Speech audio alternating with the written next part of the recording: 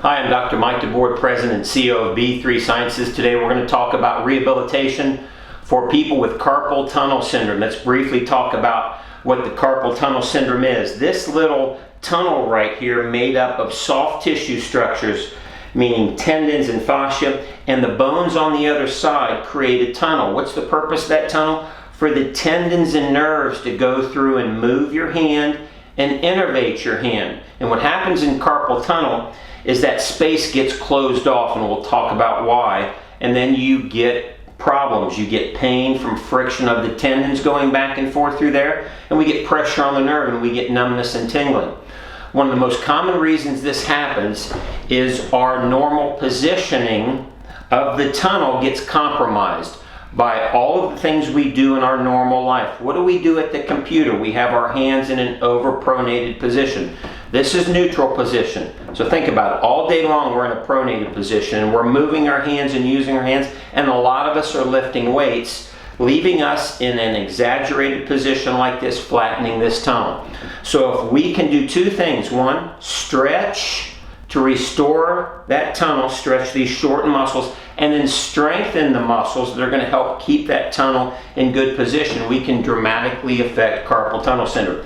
So let's talk about the two stretches to do. The first one is simply rotating the wrist out into what we call supination. So you can see I'm simply rotating my wrist out and holding that for 30 seconds. You're going to feel the stretch right here in this pronator muscle.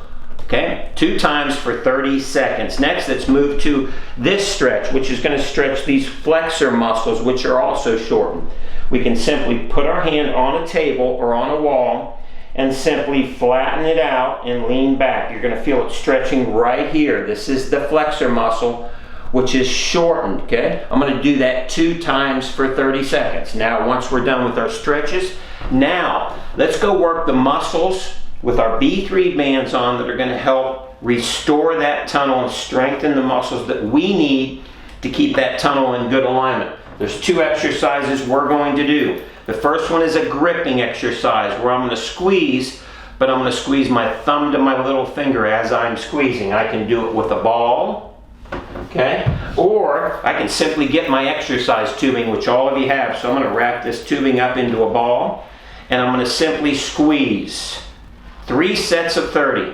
Okay, so I'm going to do this 30 times, normal protocol. And what am I doing here? In addition to squeezing, I'm pulling the thumb and the little finger together.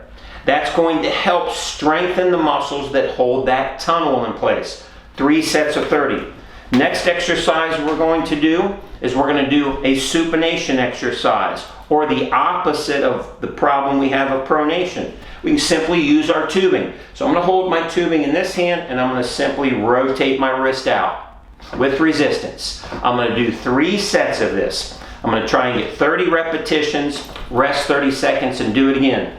So this is going to allow us to use the B3 bands to greatly strengthen these muscles that are out of balance, and when we combine that with the stretching, we can greatly improve carpal tunnel syndrome. So anybody that has this, or any therapists or trainers or doctors, this is a great way to implement B3 bands as a rehabilitation technique for carpal tunnel syndrome.